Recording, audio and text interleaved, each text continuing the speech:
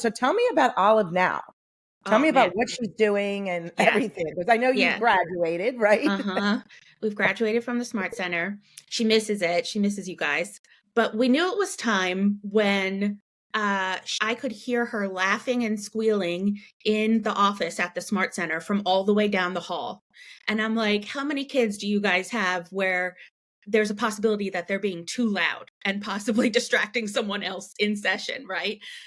That's when we kind of knew, like, okay, I think we're okay to dial back on treatment. But anyway, right now she's in kindergarten. I can't believe the year is almost over, and she's doing amazing. She has tons of friends. She has absolutely no problems at all communicating verbally with peers, and she will even initiate. We'll go to a play space and she doesn't know anybody, and she'll go up to a kid and introduce herself, which I never ever thought would happen. With adults, she's still on the shy side. But in school, she's totally communicative with her teacher, responsive and initiative. She's really thriving. She's involved in some extracurriculars. She's doing great. No, it sounds like she's like, as I often say to families, it's you look at their level of functioning and she's functioning. And when you mention she's still quote unquote a bit shy with adults, like she has a timid temperament, right? Yes, yeah. But that's okay to know. And it's okay for you still to help her in those situations, whether it's through pre-planning, whether it's guessing the common questions, whether it's Hmm.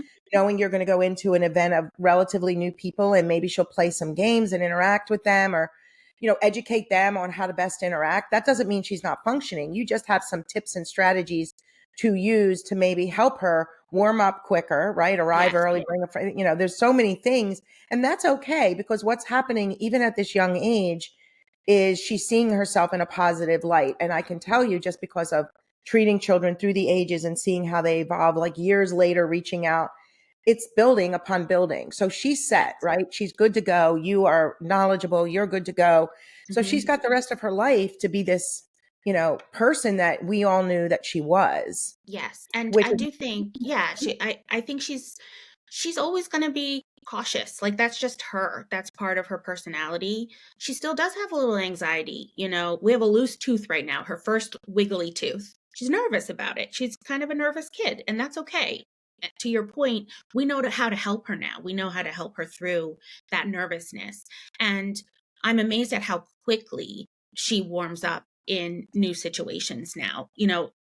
To your point, when we're faced with something new, we know that we need to prepare her ahead of time. And when she walks in the door, she's going to be kind of glued to our hips for the first, I don't know, 2 to 5 minutes until we can figure out a way to break the ice and kind of get the ball rolling. And then she's rolling. She's really become way more confident in her ability to separate from us and do her thing. so it sounds like the confidence is the fuel to her comfort, right? She's Hmm. comfortable, confident, which fuels so much, and her communication. And like you said, that when you go somewhere, especially louder, larger, lots of people environment, she may need time to warm up. And instead of pushing her away, that Yep. maybe arriving a little bit early, bringing a friend, the SM triangle, that whole philosophy of when someone asks a question, maybe you do need to bring her in by choice occasionally just to get her going. Maybe you Hmm. have to engage somebody else first to take the pressure off. I mean, there's so many benign, easy things that parents and teachers can continue to do for children that are more prone to they are timid, right? Hmm. It's not that you're also, there's parents that'll often say, well, when she is cured, she's never going to have anxiety. And that's like, wait, that's not life. Like, if you have either a, genetic predisposition to anxiety, you're modeling anxiety. Like, we did a podcast with Lynn Lyons about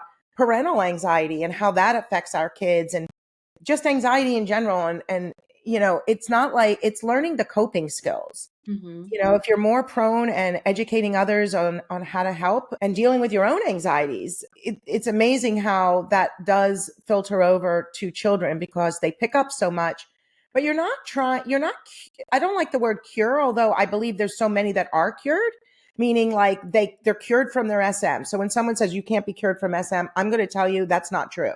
I have plenty of kids I work with that don't have a ounce of SM. My daughter, who is completely dysfunctional, fully functioning adult, thousands and thousands of kids. So yes, you can be cured for SM, absolutely. But if you're prone to anxiety, doesn't mean that you're never going to have anxiety in your life. It doesn't mean that at all. It means that there's an awareness there, and you need to learn coping skills, possibly through therapy and ongoing therapy for some. But yeah, I think it's unrealistic to say your kid's never going to suffer anxiety. That's like unrealistic. Right. Yeah. And, I'm certainly the parent you were describing that also has anxiety. And so through this journey, like I really had to work on myself too, in terms of my expectations of what success looked like when we would go out in the world and practice and have these social exposures. And then also, gain perspective around, this is a marathon, not a sprint. Some of our little experiments out in the world were successful and some were not. And just because some weren't successful doesn't mean, oh, we've regressed. Oh, this is going to take forever. She's going to struggle with this forever.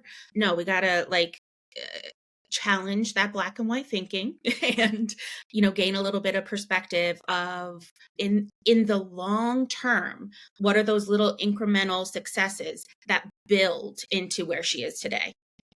No, those are great points. And I think that brings up the bridge, because for me, we do train parents when you need to bridge down a little bit.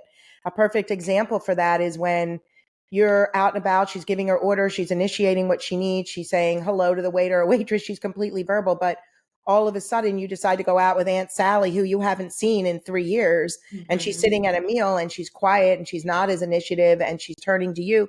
You bridge down a little to bring her into that social communication opportunity. And maybe you bring out a visual and so that's okay. Right. It's not like, it's like you said, I love how you frame that. It's not an all or nothing thinking, right? Black and white.